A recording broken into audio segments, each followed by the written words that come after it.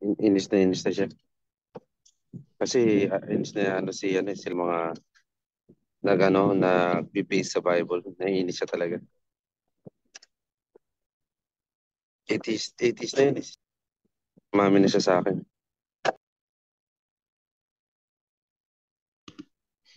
Pero pag may mga maganda nangyayari sa kanya, salamat sa Diyos. Naunahan pa ako ah. Nagdasal pa ako kanina. Ako din eh. Nagdasal din ako, Brooks. Dalawang Mm. araw. Mula kanina. Nagdasal ako. Oo, totoo. Sabi ko, Lord, di ko na pong bahala sa akin. Kasi Ikaw ang ang bahala. bigat. Mabigat. Oo, Mm. mabigat siya eh. Siguro kung may nakikinig, di ba? Oo. Mm. Diba, one of a kind ka nun. Sa universe, no? Pinakinggan ka ng... Buti kagabi na, tinapos ko yung series ng Anunnaki sa, ang ganda eh. Nasa, uma, nasa Saan yan? 7 episodes sa Learning Express 101. Takti at Tagalog. Learning Palagay ko Express tinatagalog lang 101. nila yun. Oo. Ano yan? YouTube? Oo, sa YouTube. Buti. Ganda eh. Takti. Kasi parang sinasabi Parang nila, Star Trek. ha? Parang Star Trek yan, no? Oo. Silent Sailor.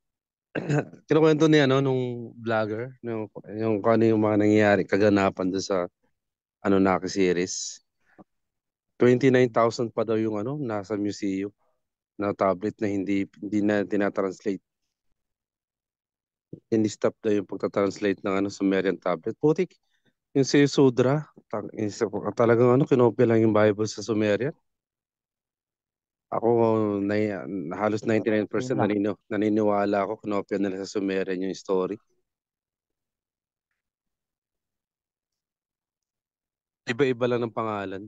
Tapos ano pa, yung pinapanood ko sa Brooks, putik nagme-make sense sa akin bakit yung sa Torre ni Babel. Bakit 'di ba sa Biblia kasi inano daw ng Diyos yung mga tao umaakyat sa Torre ni Babel. Ginulo. Ginulo, oo. Oo.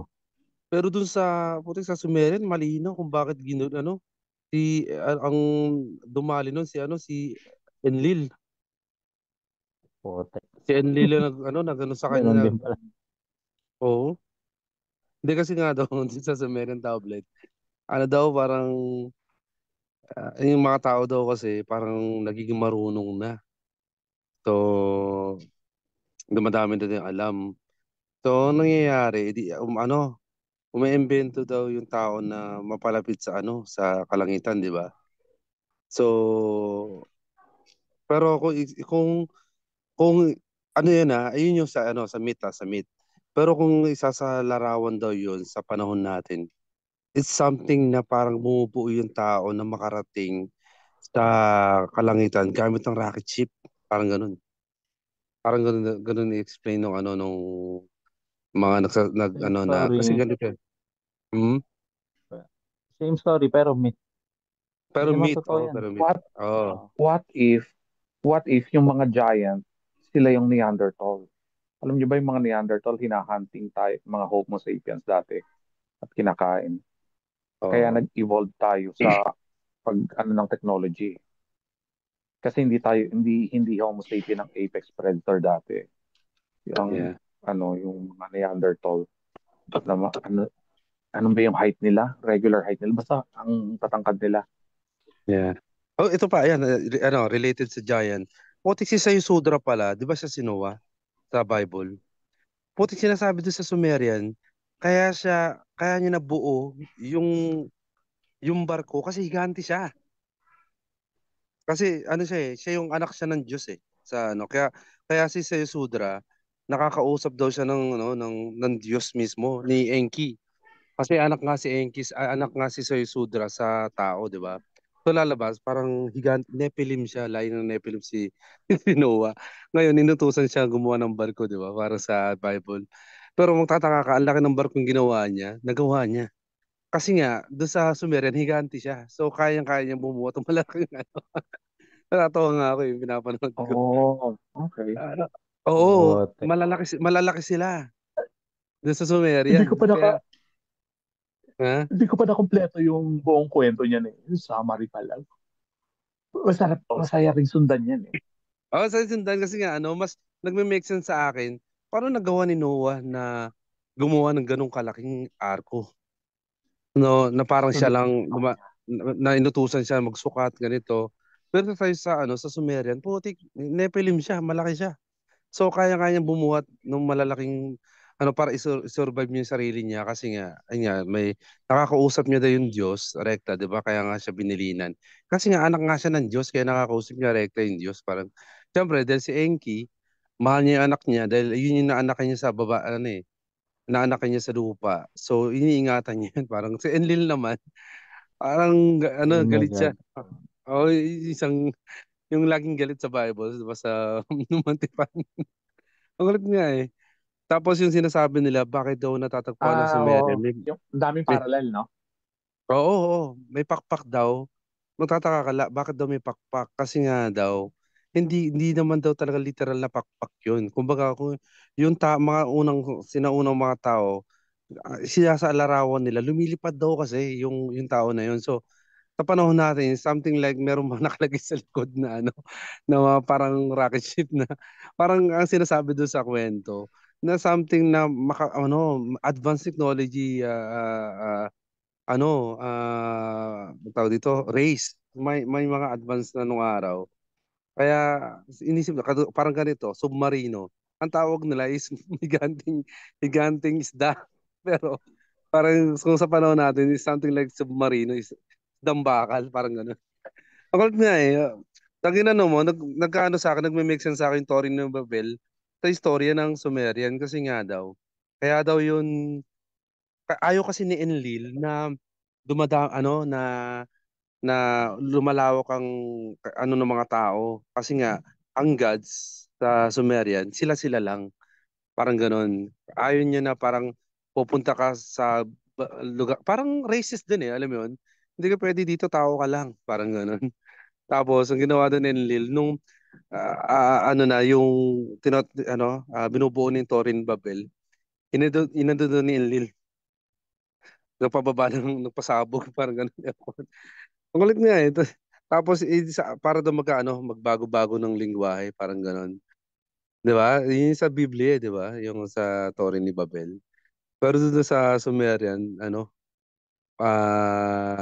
kaya daw sila mubo kasi nga gusto nga daw makarating ng tao dun sa kung saan yung pinagmumulan nung God na si Enlil, si Enki, para gusto nilang pumunta doon sa lugar nila, parang ganun. Kasi nga doon daw maraming siguro maalawan ng buhay kasi nahihirapan daw sila sa lupa that time. Yung mga tao kasi nga pinahihirapan ng mga ano, pinahihirapan magtrabaho, ganyan. Parang pinag-worship daw. Yung sabi ng worship is to work for. So yung mga tao doon sa lupa, doon sa Sumerian tablet, is pinahihirapan para pagsilbihan yung mga god.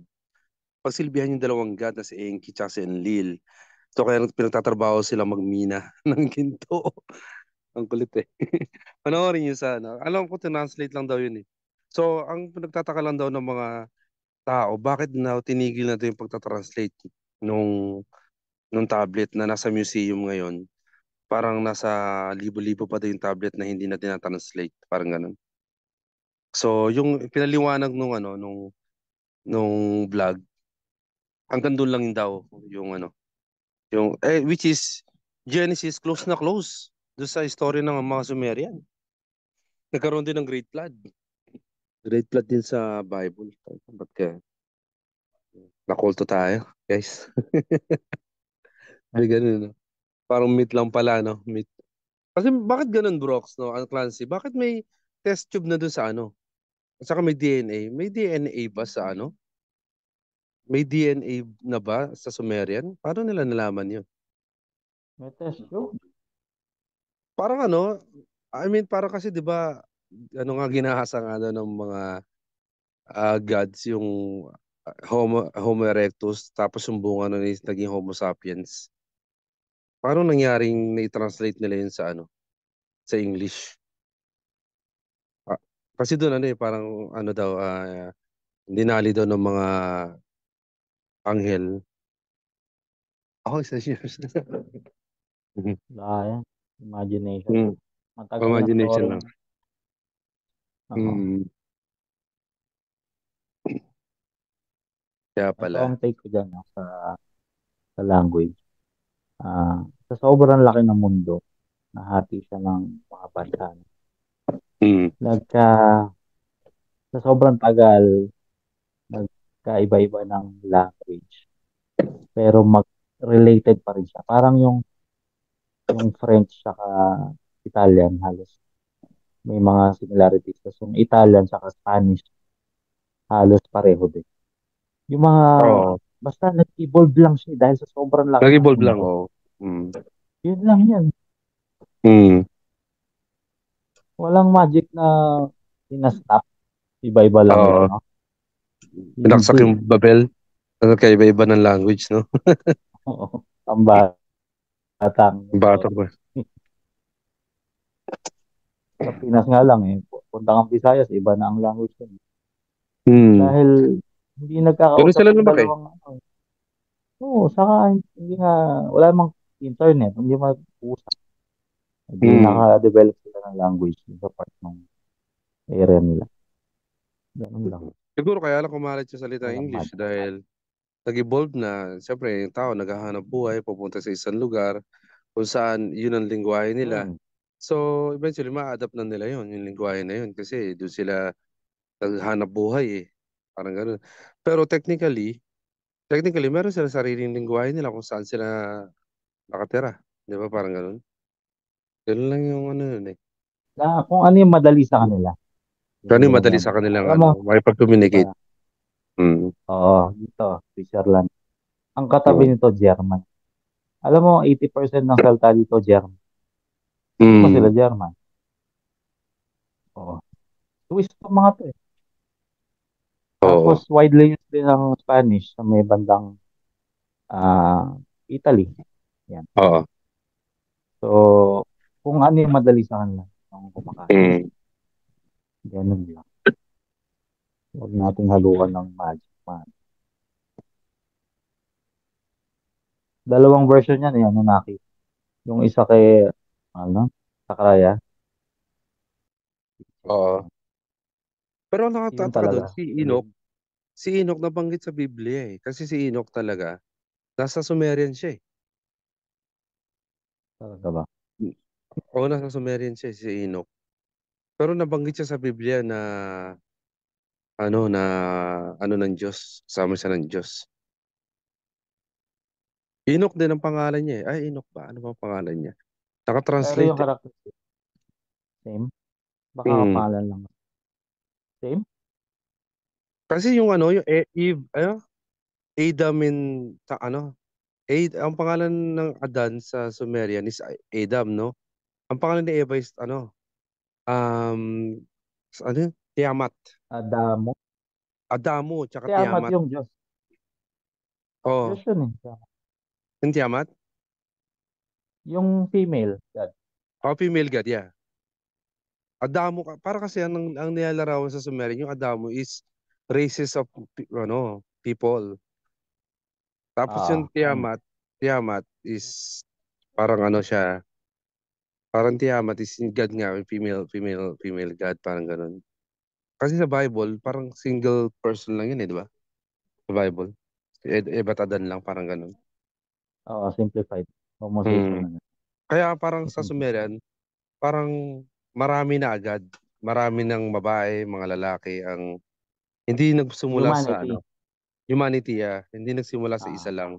As a whole. Parang gano'n. Mm. Oo. Kasi nga naghanap tao ng explanation. Ano yung umpisa? So, gumawa sila ng ba't Adan? Madali nga naman. Mm. Pambata. Pero hindi yan ganun kasi. Pwede bang iisip ko pwede bang mag-usap ng walang bahid ng Biblia. Parang, yun nga yung sinasabi ng Brock na humanism, di ba? Kasi tingnan mo, parang binabaliktad nila eh. Dapat daw, tayong mga agnostic at atheist, dapat mas mataas daw ang morality natin in regards sa humanism. Parang naisip ko, parang baliktad kasi ang morality mas mataas yung pinapangaral ni Baliktad. Jesus, di ba? Parang, ano ba yun? Ba't gano'n? Hindi ko mag-get. Pataasan ba? Ng Oo, di ba? Humanism na Mag-aaral alam naman. natin is parang ano lang, nature, respect each other, ganun lang. Pero kasi sa Biblia, si Jesus, more than respect eh. Tipong pakainin mo yung kaaway mo. No, more than yun eh. Alam mo yun, parang yung punto na yan. But parang baliktad yung pagkaka-explain ng iba. Dapat daw kaya tuloy ginagamit tuloy ni ni Badong yung word na yun na kayo pala ang may humanism. Sana kayo, sabi nga ni DK, mga ganun si Badong, dapat kayo yung mas mataas na na morality kasi di kayo naniniwala. Parang ano yun, Gusto ko yan, ayaw ko. sinabi mo. Pwede ko ba i-clip yan, sinabi mo? Oo, Ayaw mo. Ah. sige. Kasi, Kasi yun ganda nga eh. yung sinasabi na na ayun nga na parang ginagamit ayun nga yung sinasabi ko last time pa kahit nakaraan na humuhugot sila ng lakas doon sa isang tao nagsalita, no? Nagsalita rin ng ng binasa din sa Biblia, no? Na nagbabasa rin ng believer. Then kukuha sila ng lakas kasi feeling nila pabor sa kanila yung sinasabi. So huhugot sila doon. Sinabi ni ganito na ang morality ng humanism o nung wala ng paniniwala ay mas mataas dapat kasi sa sa mga believers. Na which is para sa akin na opinion ko lang to, hindi to sumasalamin sa broccoli na para sa akin parang baliktad siya. Baliktad talaga siya kasi dapat kung meron mang mas mataas na morality na dapat natin ma-acquire yung sa sinasabi ni Jesus, di ba? Usually yung sa mga believers o sa mga sumasampalataya. So, kasi ang morality lang naman din ng mga non-believers is based on nakita nila eh. Naranasan nila sa magulang nila, natutunan nila sa eskwelahan, no? Na, kunya, halimbawa, bawal kang pumatay, respeto mo kapwa mo, kung ayaw mong gawin sa'yo, kung ayaw mong gawin sa'yo, huwag mong gawin sa iba. Basic morality yun eh. Pero yung morality na tinuturo ni Jesus, kakaiba yun. Birihin mo, ibigin mo kaaway mo. Mas mataas na morality, di ba? Ibigin mo kaaway mo, di ba? Kung nagutom, pakanin mo. Buti pag may kaaway ako, lalo kung itinuturing kong kaaway, baka di nga makapasok sa bahay yun eh. Di ba? Oo. Ang hirap naman nun, parang nababaliktad yung sitwasyon. So, hindi ko alam bakit gano'n na kumukuha sila ng humuhugot sila ng ah, humuhugot sila ng paliwanag nila dun sa hindi na sila based on their own analysis, no? Na kung paano sila dapat mamuhay, makisama sa tao. Kaya ang sabi ko, kung halimbawa mag-uusap tayo ng walang Biblia, paano mo sasabihin yan? 'Di ba? Paano mo sasabihin na yung morality mo is okay pa ba? 'Di ba? Ako masasabi ko, oo, kahit di tayo mag-usap sa ng without Bible, kaya ko masasabi na kaya ko makipag-usap sa iyo. At as lang normal basic morality lang na alam ko. Alin yun? Respeto kita. Respeto ko yung sasabihin mo, di kita babalsusin, di kita i-ad hominem, pagsasalitaan ng di magaganda. Yun ang alam kong basic. At yun, pinag-aaralan na yun, elementary pa lang. Di ba? Kahit sa ewan ko kahit sa lugar ata ng buong lupalop ng mundo pinag-aaralan yung morality na yun. Na respeto mo kapwa mo. Di ba? Huwag mo saktan ang kapwa mo. Di ba? May estudyante. Pero ewan ko, ba't nababalik ito? Kahit saan yun pumunta ka sa Muslim, pumunta ka sa lugar ng mga walang paniniwala, sa Buddhism, pumunta ka sa Japan, ayun na yun eh. Respeto at tataas sa morality nila. Di ba?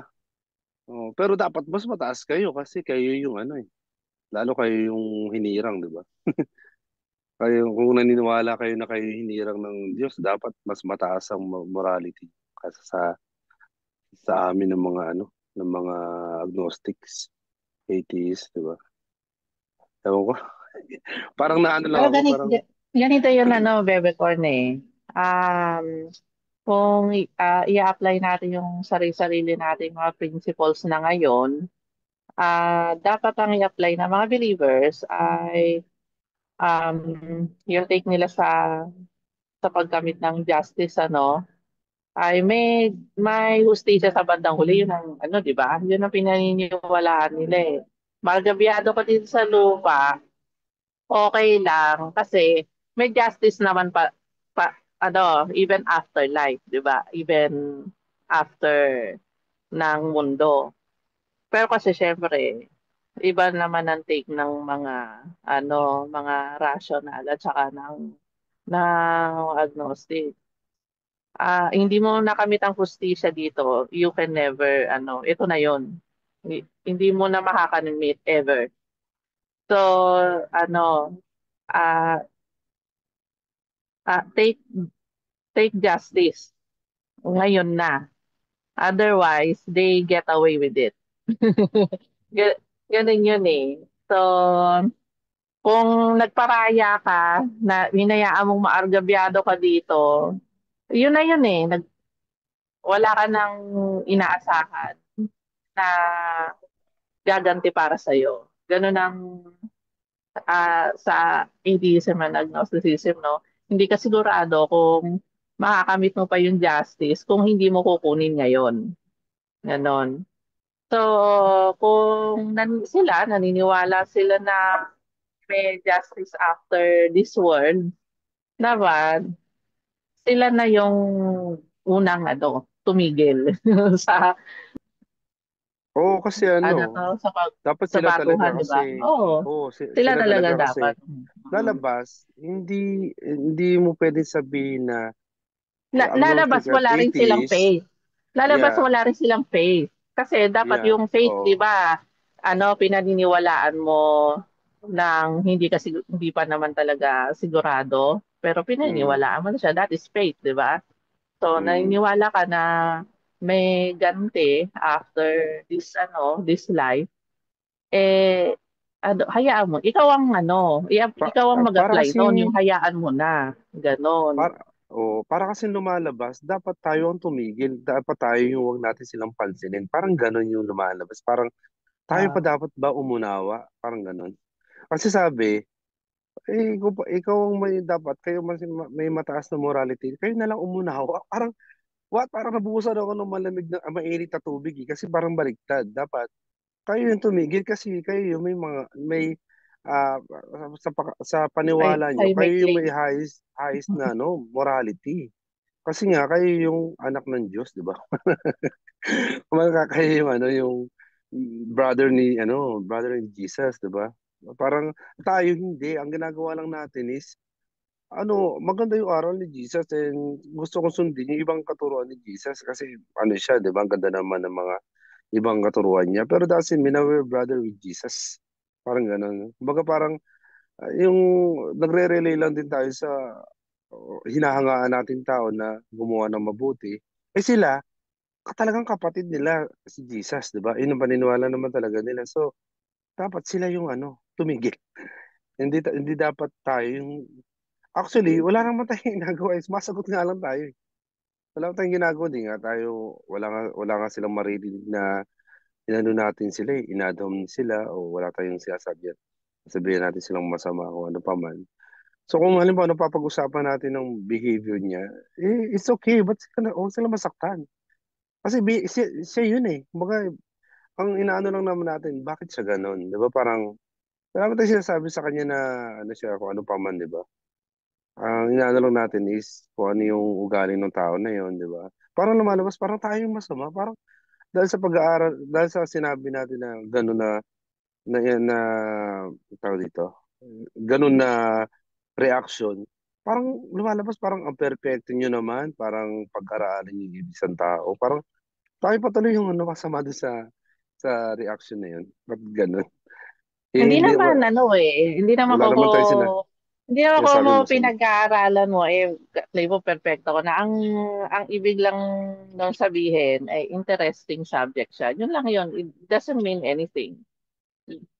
Kaso, It only yun means nga, na alam mo, interesting yun siya. lang talaga yun. Yun lang Ganon. talaga, di ba? Mm. Pero, pag ito nagsalita si Badong Live, kala mo, ganun yung banat eh. Tsaka yung mga nagre-react na, ayun nga, na perfecto ba kayo, ganito. Parang medyo na-open ako doon eh, sa punto na yun. Kaya lang, di ko na lang sinundan. Na parang, sino ba dito ang alam mo yun, parang, sino ba dito ang perfecto? Di ba, wala naman. Parang, na-open ako. Kasi hindi naman ganun eh. Ang gusto natin sabihin eh. Pero ganun yung narinig ko doon sa comment. Na, alam naman natin, kailangan mo pa ba sabihin na, sige, sino dito ang perfecto? Di, wala naman eh. Diba? So para sa akin, parang awkward mong o sabihin niyo na sino dito ang perfecto, ano, para tanungin mo kung sino ang perfecto. Isa parang ano siya eh, tanong ng ano yun eh, tanong ng, ano ba tawag doon? Parang tanong siya ng, para sa akin, yun eh, sarcastic. Ano yung tanong na yun? Kasi alam naman natin na wala namang perfecto eh. Pero para sabihin mo, sino dito ang perfecto? Para, di ba, parang, so, pero hindi ko na inano, parang, siyempre, ayoko na rin nung ano, sumagot pa parang to ano, parang lalabas baka mag-argue parang. Nawawala ang logic kapag puro Biblia nasa utak mo. Sa totoo lang, real talk.